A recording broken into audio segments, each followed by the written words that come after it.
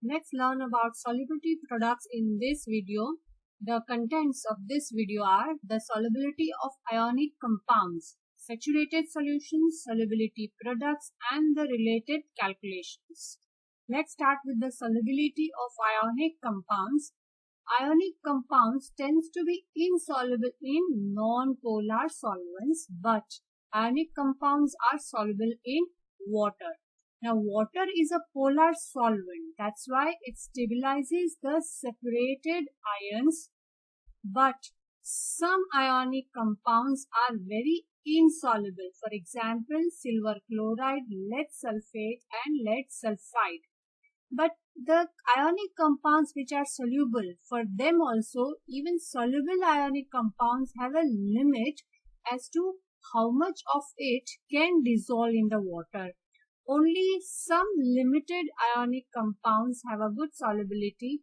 Otherwise, there are ionic compounds which have very less solubility, and the compounds which are soluble, for them also only a given amount of that ionic compound are soluble. The rest will settle down as an insoluble solid. We will also talk about saturated solutions, but solubility varies with the temperature. Most of the solutes are more soluble at a higher temperature. That is, as the temperature increases, more and more solute can dissolve in the water. Now, ionic crystal lattices can dissociate, that is, break up when placed in water. That is, the ions separate out when they dissolve in the water. And the ions that separate, they are stabilized by the polar water molecules.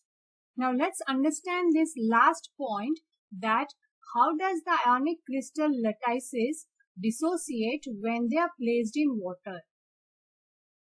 Now we can see that when the ionic lattice, ionic solid goes inside the water, they are separated as positive and negative ions inside the water.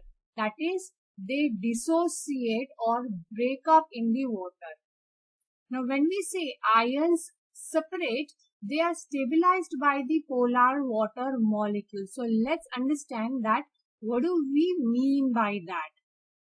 Now these are the ions inside the water, and these ions are surrounded by such water molecules, and a bond between the negatively charged oxygen and the positive ions are formed, and a bond between the partial positive hydrogen and the negative ions is formed.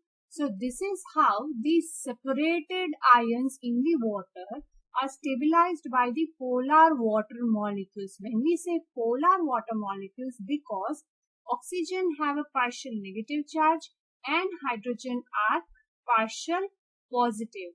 Because of these polar molecules, polar water molecules, the positive ions are stabilized by the negatively charged oxygen, and the negative ions are stabilized by the positively charged hydrogen. When more amount of solute is added to the water, the solutions become saturated. That is, no longer a solute can dissolve inside the solvent, and even if we add more solute to the solution, the solute is going to just settle down at the bottom of the container.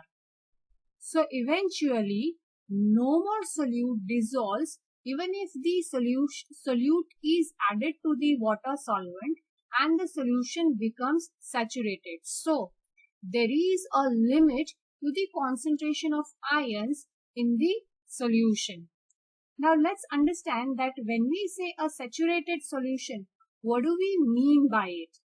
When the ionic solid is added in more amount, more than its solubility, then only few of the ions, that is, you can see here, can dissolve in the water, that is, they dissociate or separate inside the water, but some of the solute, some amount of the solute will just settle down in the at the bottom of the container without getting dissociated or without getting ionized inside the water or any other solvent in which it is dissolved. Now let's talk about the solubility product. What do we mean by the solubility product? Now, as we know that there is a limit to the solubility of the soluble ionic compounds, but when we talk about insoluble ionic compounds, then even these insoluble ionic compounds dissolve to some extent in its solvent. So you can say that an equilibrium exists between the undissolved solid and its aqueous ions. Now let's take an example of a solid Mx. Now that is when added to a solvent, it dissociates into a positive ion and a negative ion. For example, if we take barium sulfate in a solvent will ionize into barium ion and sulfate ion. Similarly, lead chloride solid when dissolved in a solvent will ionize into lead ion and chloride ion. But we need to observe that here the formula says chloride ions are 2, PbCl2 it is. So here we need to balance it by using two chloride ions in the equation. Now we need to understand that barium sulfate and lead chloride are the solids which are very less soluble in the water, or you can say they are insoluble ionic compounds. So as we said that for such insoluble ionic compounds an equilibrium exists between its ions, because even if they are insoluble, to some extent they dissolve in the solvent. So a small amount of ions are formed and the remaining part of the ionic compound stays in the solid or the molecular form. So we have used an equilibrium sign for such equations. And as we know, for the equilibrium equations, we can apply an equilibrium law. Suppose if we take an example of aqueous Mx solid for the first equation, then assuming the concentration of Mx is constant. Why? Because only some amount of Mx has dissolved, that is the some amount of ionic solid has dissolved. The other part, the other amount of the solid remains in the molecular form itself. So we can assume that the solid remains constant. So applying the equilibrium law, we can write an equilibrium expression as the concentration of positive M ions and multiplied by the concentration of negatively charged X ions.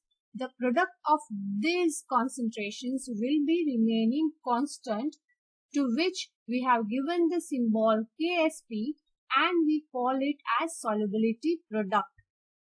And the square brackets which we have used here denotes the concentration of both the ions in moles per dN3. So the symbol Ksp is the solubility product here. So let's understand the definition of solubility product. It is the product of concentrations of each ion in a saturated solution of a sparingly soluble salt. So we need to understand that we can apply solubility product only to the sparingly soluble ionic compounds at the 298 Kelvin temperature raised to the power of their relative concentrations. Now we need to understand what we mean by the power to their relative concentrations. Let us take some examples here. Silver chloride is a sparingly soluble solid ionic compound for which we can write an equilibrium expression as shown here, and the solubility product expression for it can be written as the concentration of silver ion multiplied by the concentration of chloride ion.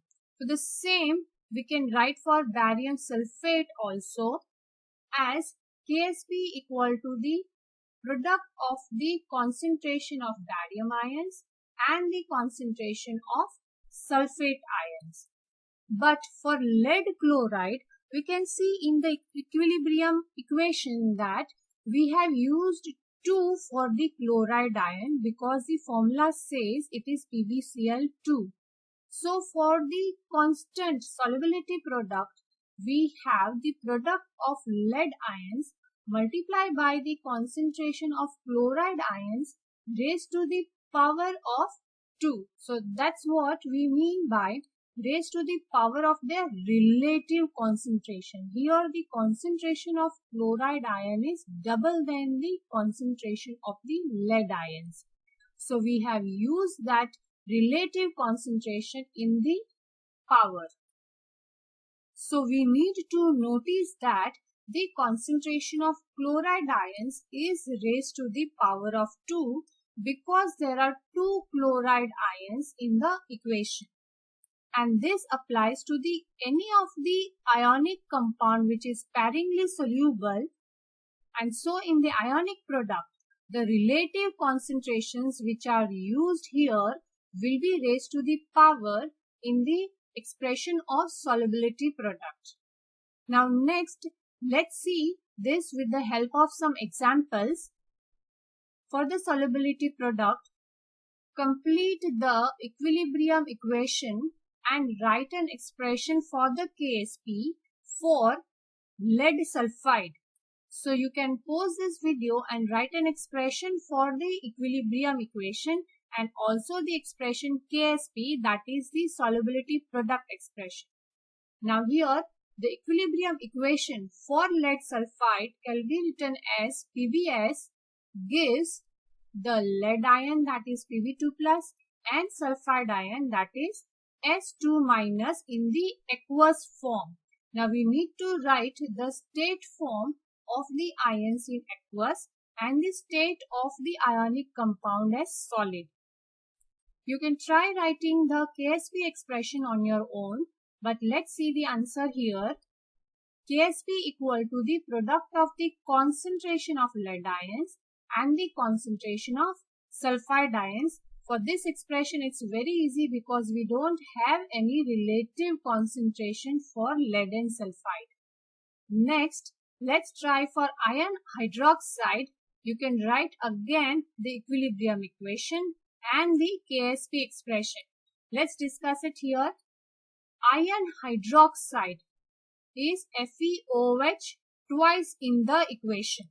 So the equilibrium equation is iron 2 plus in the aqueous form and hydroxide ion in the aqueous form with the concentration, relative concentration 2, and the KSP expression for it will have the product of concentration of Fe2 plus and hydroxide ion concentration raised to the power of 2.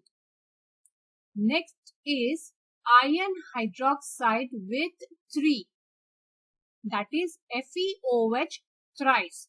So the equilibrium equation for it is as shown here, with iron Fe3 plus plus 3 into OH minus, again both in the aqueous form, and its KSP expression will be the concentration of Fe3 plus multiplied by the product of the hydroxide ion raised to the power of 3. Now we have already learned how to write the equilibrium equation and the KSP expression. Now we also need to know that the KSP may have a varying units because with temperature the concentration changes. So let's see that how does the units change with each and every compound. Let's take an example of silver chloride first. The KSP expression for silver chloride is the product of the concentration of silver ion and chloride ion. So its units will be mole square dm power minus 6. The reason for this is that the concentration of silver ions is written as mole per dm cube. Same applies to the chloride ion also, again which is mole per dm cube. So when we combine both the units, we get mole square dm power minus 6. Next, For barium sulfate, again we have a similar expression with the product of the concentration of barium ion and sulfate ion, and its units will be again mole square dm power minus 6 because we don't have any power here. So the mole per dm cube is multiplied twice to get this unit. Lead chloride. Now in the expression of lead chloride, we can see that the concentration of lead ions are multiplied by the concentration of chloride ions, which are raised to the power of 2. So here the units are going to change because the concentration of lead ions is again mole per dm cube, but the concentration of chloride ion again is mole per dm cube to the power of 2, which makes that as mole square dm power minus 6. So when this is multiplied by the concentration of lead ions, this gives us the total of mole cube to the power dm minus 9. So the unit for the KSP of lead chloride, which is mole cube dm power minus 9, is different from the other KSP expressions. You can note down and learn these 3 examples, and then you can try the next examples for working out the units. Let's work out the units of KSP for the following. Lead sulfide is as simple with the product of concentration of lead ion and sulfide ion. Iron oxide, that is FeOH twice. Iron oxide, that is FeOH thrice. So the KSP expressions are given here, where this expression in the hydroxide ion is raised to the power of 2, and in the third expression the hydroxide ion is raised to the power of 3. So all these 3 will have a different units. So try out the answers, which are very easy. Now let's learn some other calculations also. Solubility products can be used to calculate the solubility of a given compound. Now let's learn an example for this. Suppose at 25 degrees Celsius, the solubility product of lead 2 sulfide, that is PBS, is 4 into 10 power minus 28 mole square dm power 6. So calculate the solubility of lead sulfide. So let's see that how can we calculate the solubility from the solubility product. For it, we need to write the expression first. So the expression for lead sulfide is as given here, with lead ion and sulfide ion in the aqueous form. Next, we need to write the solubility product expression for it as shown here, and then let's work out the expression by simplifying it. Now from the equation we can see that it is in the same mole ratio, that is lead ion have the same mole ratio as sulfide ion. So the concentration of lead ion and sulfide ion should be same. Suppose if this is 1 mole per dm cube, then lead sulfide is going to ionize into the same number of ions of lead and sulfide because the mole ratio of both the ions is same. So we can make out that the concentration of lead ion and sulfide ion is same. So we can simplify it into the square of any one ion. Now if we substitute the values and rewrite the equation, then as we know that lead ions then can be written by removing the square, and to do that we have to find out the root of KSP. So by removing the square from the concentration of lead ions, we have done the square root of KSP.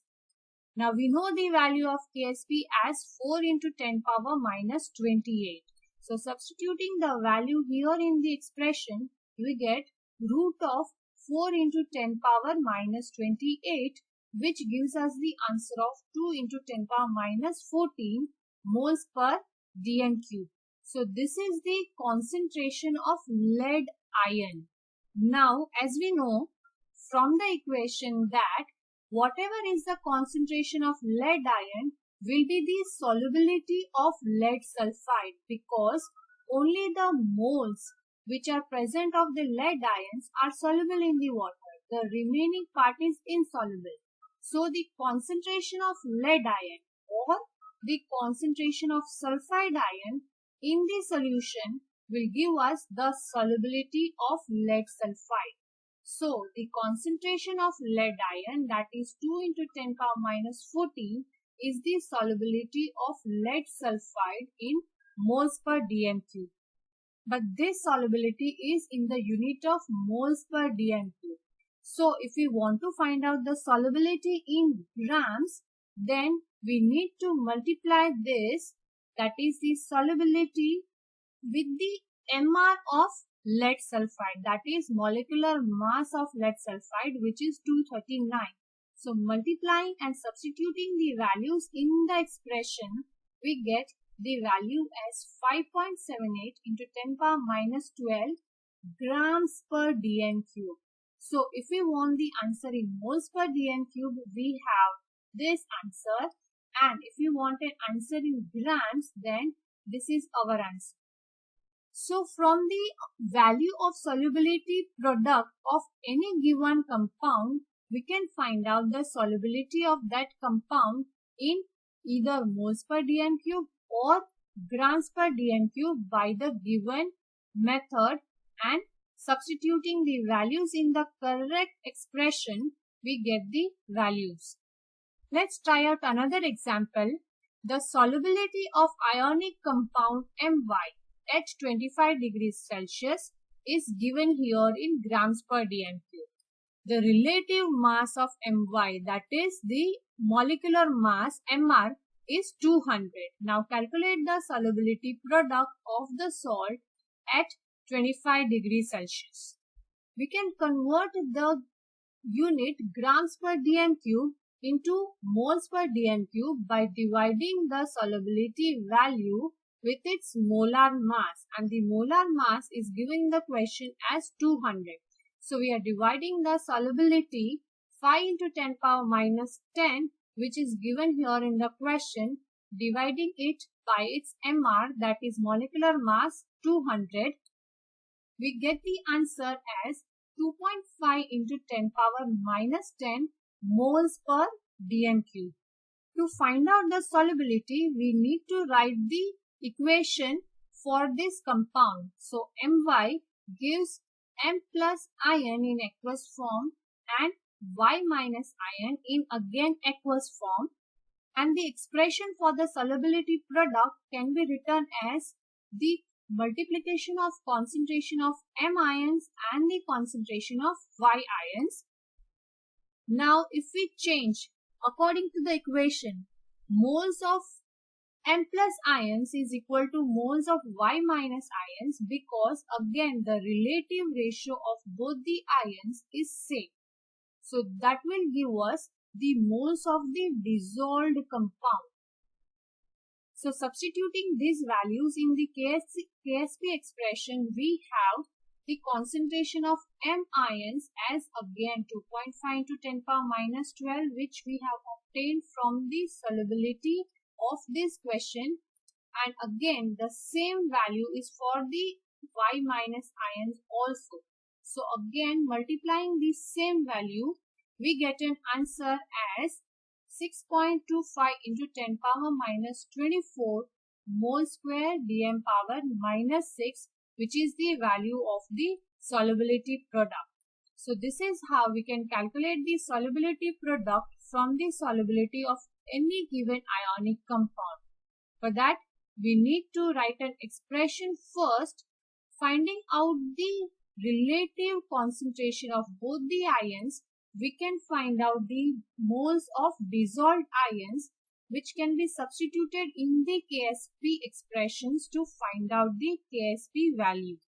So in this video, we have learnt about the solubility of ionic compounds, what are saturated solutions, what is a solubility product, and how can we calculate various values from the given expressions, that is from the solubility product we can find out the solubility, or from the solubility we can calculate the solubility product.